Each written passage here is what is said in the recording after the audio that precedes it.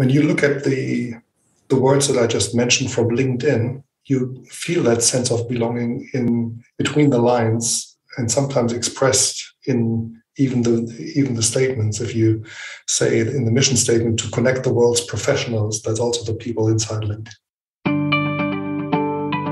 Welcome to Create New Futures, a show about thought-provoking ideas and practices you can use to create and shape your future in life and in business. Join Aviv Shahar, author and innovation strategy consultant, as he shares his proven strategies that have helped clients create breakthrough results. Aviv has guided executives at Fortune 100 companies, and now he wants to help you.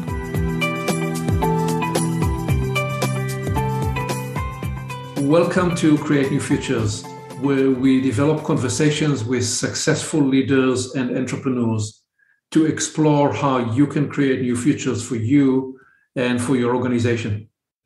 This is Aviv, and today I'm speaking with Ralf Specht.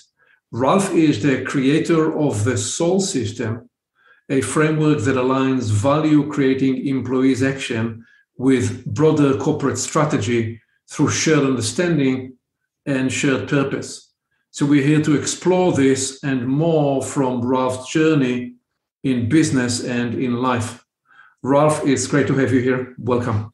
Thank you very much. It's great to be on the show. It's my pleasure to be with you tonight.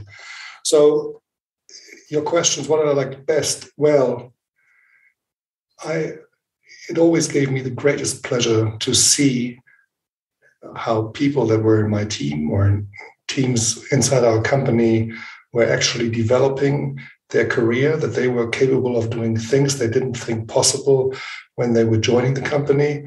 And myself and a few others, we had a view of if we felt people had it, they should actually do it. And we would give them all the support to actually make it happen. And that's been the greatest joy during my career, seeing people develop. So you founded a company and grew that company very much, and we want to circle back to that in a minute. But still at the highest level, what is the big idea that inspires your approach and that is now the framing idea that you bring to clients? Well, the big idea is that actually, and it's spelled out in my vision, which is to make soulless companies a thing of the past. In other words, there's an opportunity that great corporate culture drives great corporate success, and that unity is something that I'm focusing at 100%. Okay, so how would you describe the evolution of this insight? And by all means, if for that you need to go back to describe the company you founded, but I'm interested in the evolution of your thinking and that ultimately shapes your approach today. Where is the initiating inaugural insight appearing with you? And take me to that moment or situation or experience, and please share it. Yeah, so you already mentioned that I was a co-founder of a company. The company was called Spark 44. We were 5 founders. When we got the green light to actually build the company, and the green light came from our joint venture partner, which was Jaguar Land Rover, back in 2011, we sat down and looked at each other and said, okay, now we're really going to do this. We had a business plan and all of that, but now we're really going to do it. How are we going to do it in detail? Because we had to hire 80 people in a few weeks across the world and so on and so forth.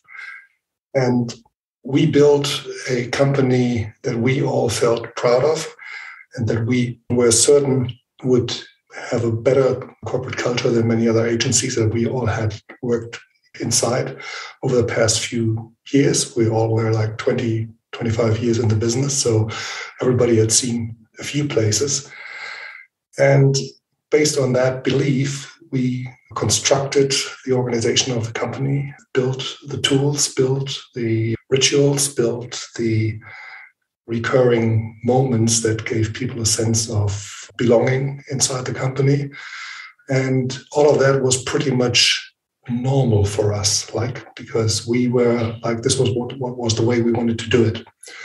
When I stepped down as CEO, which was 2 years ago, and by the end of 2019, I received a flood of emails and messages from all our peers. And these were emails that touched me deeply. And they touched me deeply because they went far beyond what you would normally expect when somebody as a leader steps down and people say, well, it's been great, we've had a great time, and thank you for this and thank you for that. These emails and messages had a different tone because they looked into what we had built together. And I can only emphasize we built it together. There's not a single person who did it. We've done it together. But the experience that people were sharing with me in these messages were these were moments that we hadn't seen anywhere else for people who had been in other companies. And it's been interesting also because when I left, which was 19, I was basically 9 years with the company. So during the 9 years, you see a lot of people come and go. And you also see people come that for whom it's their first job. And when they decided to leave at one point because they had reasons to go to another city or anything, very often people told them, well, we wish you good luck for your new position and your new company. You will definitely miss that. Very often these guys didn't know what they meant because for them, what they had experienced at our places was kind of the normal way of doing things. It was their first job. People who had seen other places knew there's a different life out there. And so let's see what happens. And very often people came back just for a coffee, popping by and saying, well, you were right. It's different out there. And saying that, I don't want to create an impression that this was just a cozy, happy family type of endeavor. No, it was a very driven and a very high-performance culture that we created. But what we did create, which is one of the things that employees are looking for most, is a sense of belonging and a sense of being valued. There's a recent McKinsey study that looks at the key reasons, top 3 reasons why employees leave these days. Everybody's talking about the Great Resignation. And those 3 reasons, not being valued by the organization, not being valued by the manager, and not feeling a sense of belonging. So going back to the instigating moment, you're sitting 5 of you, and all 5 of you came from agency work. Correct. And worked in different places. And you have this opportunity and you've written a business plan before. What are some of the core agreements you made at that point in time that shaped the trajectory of Spark 44? Yes. So it was clear from the get-go that we were supposed to be a global company. So we had 4 founding offices in Los Angeles, in London, in Frankfurt, and in Shanghai. And all of us had worked in multinational organizations. And we had seen the vast infights between offices on this is my piece of revenue and this and that and the other. And none of us actually enjoyed that. And we said from the get-go, one of the things to ensure that our culture is competitive about the result and not about the money is to actually create a single P&L so that there is no benefit to any managing director of any of the offices to actually, in inverted commas, steal revenues from another office. Exactly, that was one reason. The second reason that helped build that culture was that we initially looked into a constraint. Obviously, we were 80 people, which for a startup is a lot of people to start with in the first place. But if you look at 80 people and a global assignment, all of a sudden it's no longer that many people. And there's certain skill sets that you definitely need, but you can't afford to have these skill sets available in all places. So by definition, we organized ourselves as complementary office setups, which allowed us to actually ensure that there was inter-office collaboration big time. There were no silos through the single P&L. And we made use of technology big time. So when 2 years ago, everybody said, now the world is using Zoom, We started our company with GoToMeeting back in 2011. It was the most normal thing for us to do. What for you are the most critical formative lessons as a CEO trying to hold the company accountable to its higher aspirations? Well, I think you need to be very clear about who you are, who you want to be, what your purpose is, what your vision, mission, values, and spirit are. And in my forthcoming book, I've created a framework called the Soul System. It starts with a shared purpose. So you got to understand what your purpose is. But we've all seen it. There's lots of purpose statements around, but not many purpose statements are fully embedded inside the organization. And so embedding that purpose is a real critical element. I mean, there's a study from EY that says that leaders think that only like less than 40% of their staff know the purpose and know where the company is going. So there's a big gap between having a great spelled out purpose statement and the reality in the business. So a shared purpose, with shared meaning in the first place, being accepted, bought into by the entire leadership team, but then also shared to the frontline people in the business is critical.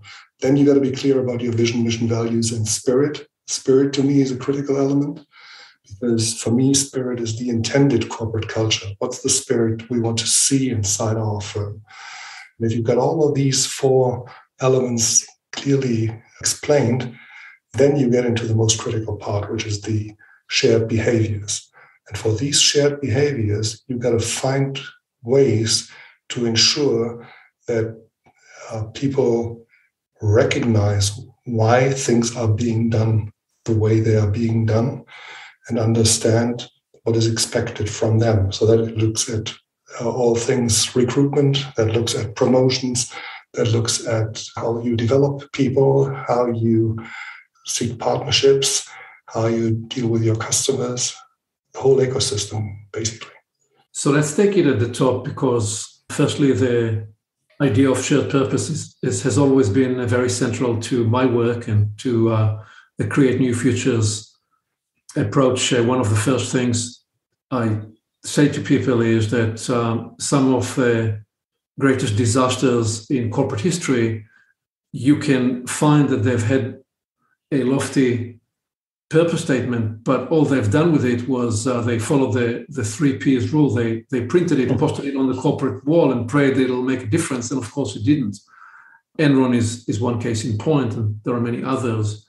So this idea of building a shared purpose is important. It's something that is central to the work I do with the senior leadership teams. What is your insight and discovery about how we cultivate a sense of shared purpose and the way we invite people to live into purpose as something that's much more than words on a poster or a slide, but rather something that they feel is co-owned by them? What is your experience? In your experience, what enables people to access and cultivate that sense of shared purpose?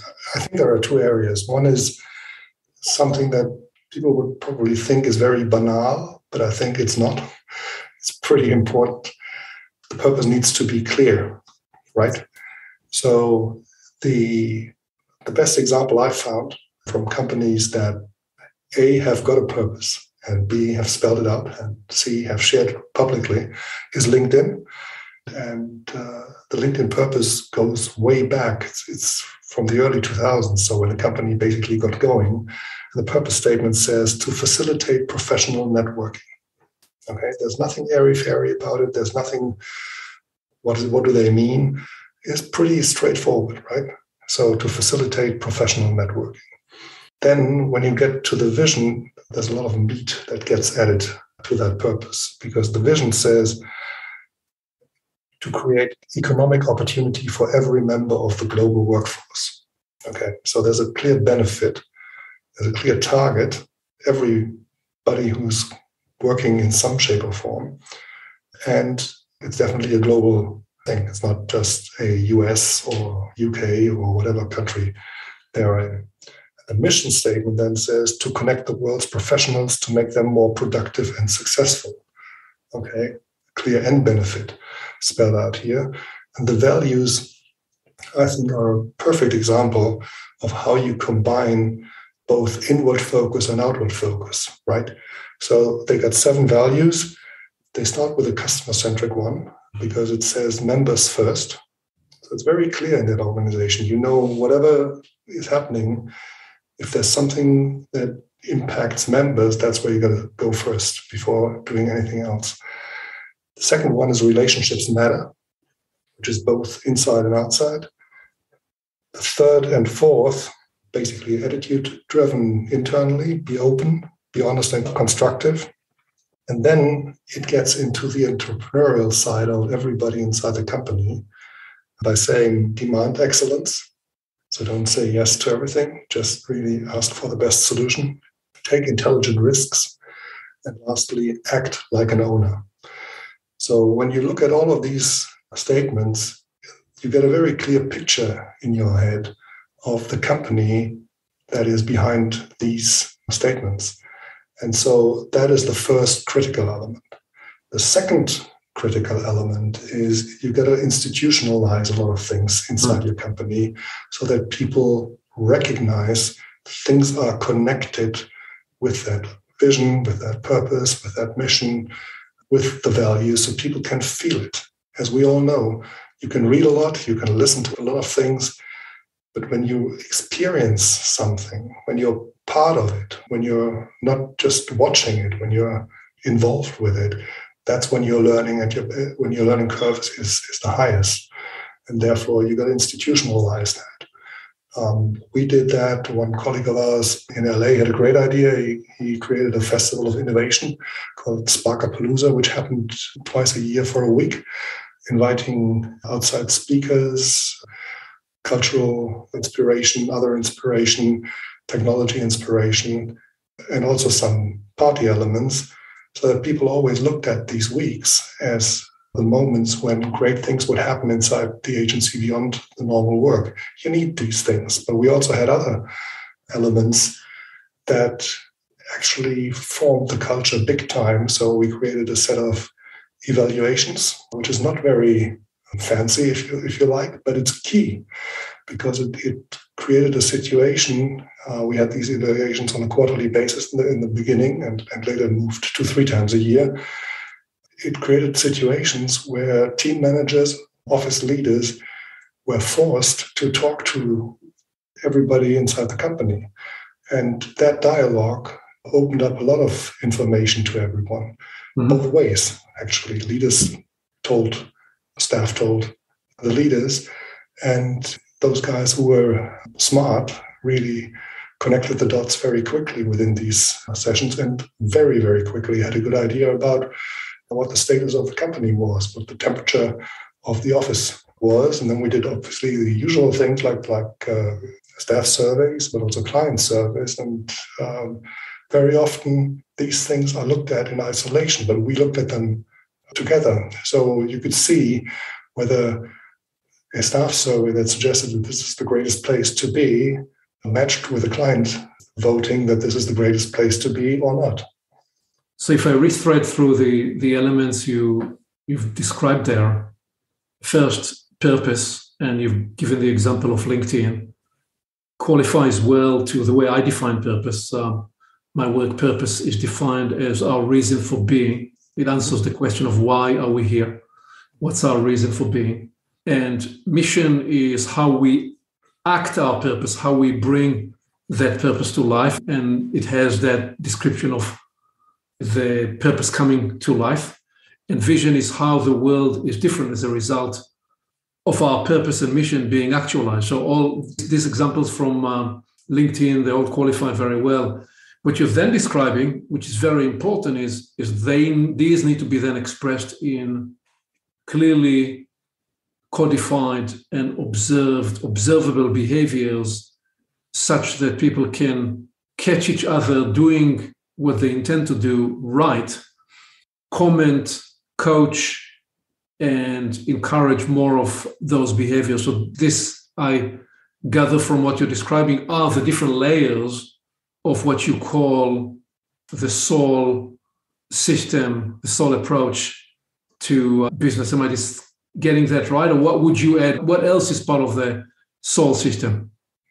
Well, I think you've gotten it right. I think what the soul system is at the end of the day is, as the book is called, Building Corporate Soul. So the objective is to build a great corporate culture. And to me, corporate soul means the integrity of all of these elements, the purpose, the understanding, and the behaviors. Basically walk the talk from why you are here, as you mentioned, as your statement of purpose expresses, and make that tangible for everybody inside the firm. Well, I'm going to a little bit be revealing here my esoteric training by saying that in the case of an individual person, we would say that a soul is a spirit-like entity that orchestrates all the aspects of human life. Right. So in that sense, the corporation doesn't have a soul independent of its people. And so the way I internalize what you're offering there, and also in my experience, what it really means is that the soul in the corporate sense, if we can borrow that word, what it means, it is the sum total of the conversations and the actions and the behaviors that creates something that's analogous to the soul, and to the degree that those represent congruency, fidelity, integrity to purpose and to intent, you'd say, oh, this is an organization that has a soul, and we use the term to suggest that there is a certain collective presence, a collective intent that's available, that's expressing itself in every instance, in every action, in every behavior, in every division of the organization. Yes, I think that's a wonderful summary. And when the idea of corporate soul emerged in my head, I was looking whether there were other examples where people had already looked at that idea. And there weren't that many. The last one I found was a book that was published in 98, so like a good 20 years ago. And it was written by a lawyer. And that was very interesting because while my book looks at the moments to celebrate corporate soul, his book looked at when soul became a topic in the courtroom. And interestingly enough, in the courtroom, it became a topic in the earliest 20th century in the US, when mostly railway companies and steel companies were accused of being soulless companies and not doing justice to the employees. So the term of a soulless company became a legal term a good 100 years ago. And the term of a company with soul is not really familiar in our language yet. In German, where I'm coming from, there is a saying, he or she is the soul of the company, which means he or she embodies everything the company can be proud of. And as you quite right said, it's the soul is the sum of all the individuals in the company. And this is also why my reaction when I'm talking to leaders who tell me, oh boy, we got a great corporate culture, we believe we are a company with soul. My standard response to those statements is, okay, well, glad you think so. It's better you're coming from that end than from the other end. But actually, I'm not really interested in what you think you have. I'm really interested in what your people say they have.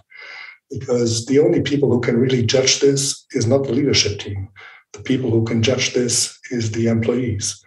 And so when I created the Soul Index, which is a performance ranking of companies who do well in terms of their corporate culture, the index is basically based on data that define employee engagement, employee satisfaction, and CEO approval. And then it's complemented with business performance and brand performance data. But the majority weight lies in the employee data. And because I believe they can tell you whether a company has a good corporate culture or not. What is the word for soul in the German language? Seele.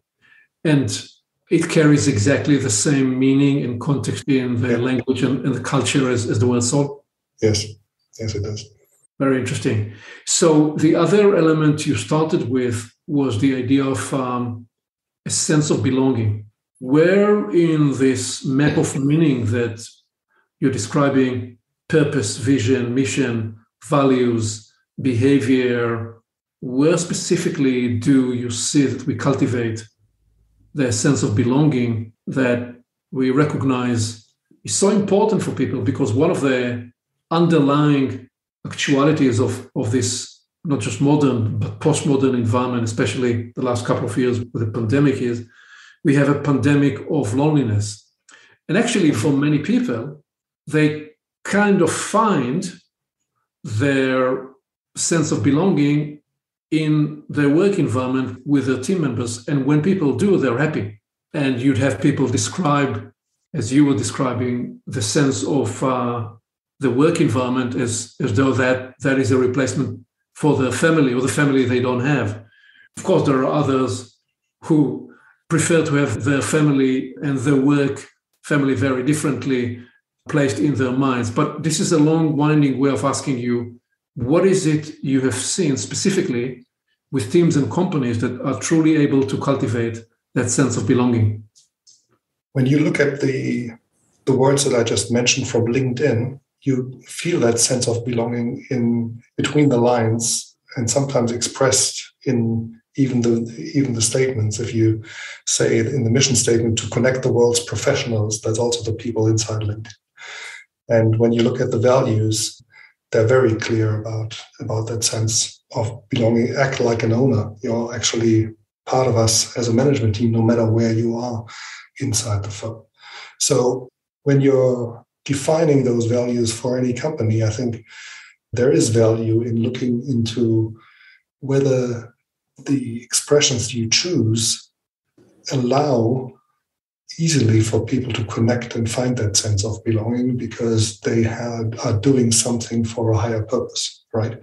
So the purpose itself might lean into that, but you will do yourself a favor if you express it more clearly in the other elements of mission, vision, values as you go ahead. But then I think, as you said quite rightly by using the word that I was looking for, you need to codify your experiences at work. And you need to do that in a way that feels very genuine. I can give you one example. We had a situation with these evaluations that I mentioned, which not everybody liked that much because you had to do it every 3 months. So it was quite a bit of a task. And if you had larger teams, you had quite a job to do. And we had a situation, a very unfortunate situation at one moment when we had one of our colleagues dying because he passed away because of cancer. This guy was in the middle ranks somewhere in our office in Toronto, so not at the high impact places that you would normally think these things are designed. But this was a guy called Larry Uniacke in Toronto. And Larry was in his late 50s, I would think, if I remember correctly, when he passed away. And so he was one of the seniors in the office. And whenever people questioned these evaluations, he said, "Let me, the old wise man, tell you, this is the best thing that we got here because it allows everybody to share their perspectives on what's happening, where they want to go, develop themselves." And for him, it was one of the best things he had seen in the industry. And when he passed away, we asked his wife whether she would be fine with us calling these evaluations moving forward the Larrys. So you've got to institutionalize things. You've got to find a way, in a human way, that people can connect with. And all of a sudden, that kind of formal filling in a spreadsheet type of evaluation and having that conversation and getting a score became something very personal because there was a story behind it. So element one is creating forums and circumstances for open conversations where you can truly express your point of view safely. That's element one in creating a sense of belonging. Element two, seeing that there is a line of sight, a clear connect between the purpose, mission, and between the organization's purpose and mission and vision to the work you do every day, such that you are able to see how you are directly impacting the organizational purpose and mission. And in what you're describing, there is also a third element, which is a degree of coherence and alignment from personal values to organizational and corporate values. If you work in an environment that is totally in conflict to your personal values, it's going to be difficult for you to feel a sense of belonging. I always say you don't have to have 100% overlap, but you want to have some degree of important core overlap between the organizational values and your own personal values. If you're a person that's very passionate about beauty and creativity, it'd be smart to work in an environment where beauty is appreciated. And the fourth thing you highlighted is ceremonies, rituals, and other institutional elements that build collective memory and collective significance. So powerful. Why did you decide to leave the company after 9 years? I didn't decide to leave the company. Okay. As you know, sometimes there are situations when decisions are being taken and they just happen. That was probably the surprise for everyone when I left, and that probably spiked the messages that I received. Indeed. Well, so 9 years is nevertheless a long and an extraordinary ride. So how did you go about harvesting the organizational and corporate experience into a consulting, coaching frame of mind? What was the transition like for you in terms of you have a unique experience and now you're going to turn it into a body of work? How did you approach that challenge? Well, first of all, as I said, these messages were the moment of inspiration to actually leave something behind that is not just left on my iPhone. And that took me to write the book, which took quite some time, as you can imagine, building the framework, creating the framework, and researching also other great companies who have done great things. So the book is all about celebrating great examples in the various areas of the behaviors, codified experiences, but also in the strategic elements of purpose and vision, mission, values, and spirit.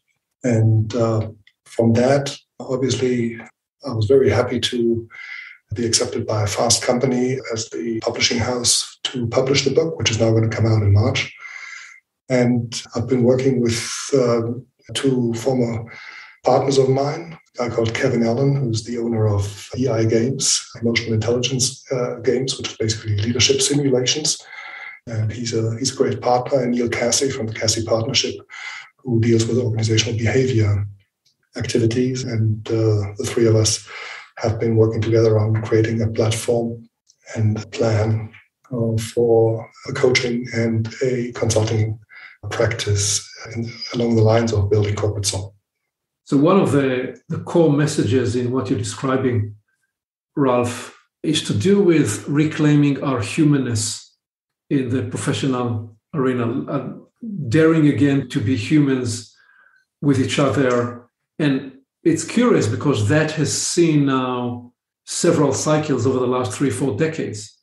And every time there is a crisis, so the financial crisis in 08, 09, all of the lofty intentions get thrown out of the window. Similar thing was occurring through the 90s, because the early to mid 90s was when appreciative inquiry and coaching started to come into the arena. But then you had the early 2000 crisis. So you've had companies really cutting to the bones in all these spaces. What do you believe is going to make a difference for the voices of sanity that will encourage that business is ultimately about people working with people to create profound breakthroughs. What's going to withstand and enable leaders to hold on to that belief in the face of the next crisis? Very good question. I think there's a bit of hope, I would think, this time. And the reason I think there is a bit of hope is because there are a number of factors at play. I'd say there is already at least 3 dynamics that are happening right here, right now, that are critical to this. One, ESG is on top of everybody's minds, right? And when we're talking ESG, there's a lot of focus on the E. Environmental sustainability is a critical one. The governance piece is more or less a given because it's highly regulated in most places. The S, the society element, which is where the work culture, corporate culture fits right into, is probably the most undervalued. That's the first dynamic. The second dynamic is, I think, the United Nations SDG rules and SDG commandments, I think, are a very powerful motive for companies to look back into it. And then lastly, thirdly, I think the statement from the Business Roundtable in the US back 2 years ago, moving from the shareholder economy to the stakeholder economy, I think is a statement that can't be underestimated in this. Now, having said that, we all know this, as we've been in business for quite a while. Intentions are usually good. Actions are not necessarily always good.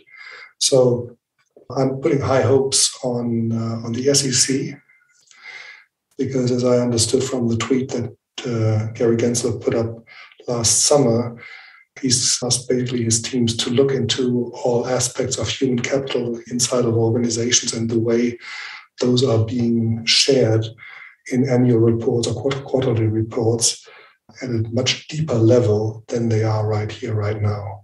Now, if that happens, I assume that's going to happen sometime this year, this will have a lasting impact on how companies deal with their human capital, right? I mean, ever since that wonderful statement, our people are our biggest asset, which was, I think, of the Xerox CEO back in 2003, ever since that statement was made, we've heard it again and again and again and again. But yet there's lots of companies where you don't feel that people are their biggest asset. And so I think we're going to see institutionalized regulations that will help make this be a topic that will not pass away just when the pandemic is gone and the next boom is going to start. My 3 closing questions. With all that you know, with all the experience that you have gathered, what advice would you give your 25-year-old self? The advice that I've given my 27-year-old son is pick your company wisely and make sure you find somebody as your boss who is someone that you have the sense that you can learn a lot from over the next few years and intensify that learning experience as much as you can. If you were to lose all that you know and keep only 2 ideas or 2 practices or 2 capabilities, what would you keep? My belief in people and my belief in the power of strong relationships. That's powerful. Belief in people and belief in the power of strong relationships. As we bring this to landing, Ralf, what parting wisdom would you offer to people listening to Create New Futures? I think the title of Create New Futures is a great title. Obviously, any future is new, so it's a bit of an oxymoron. But I think it's an important oxymoron because don't be shy, don't be afraid of what tomorrow brings. Shape it. Shape it in your own environment, shape it as much as you can, shape it for the people around you, and and go for it. Thank you very much. Thank you very much. It was my pleasure. Thank you for listening. Aviv always encourages his clients to identify the 1 or 2 ideas they can move forward into action immediately. What will you capture and apply today? You can always begin with a small action and then build momentum over time. When you move forward from an idea to action, you get immediate ROI, return on the time you invested, and return of learning. And then the learning cycle builds the success propulsion. One more thing. You can reach Aviv directly by phone and email to discover how he can help you create a new future for your business and organization. Creating your new future can begin today.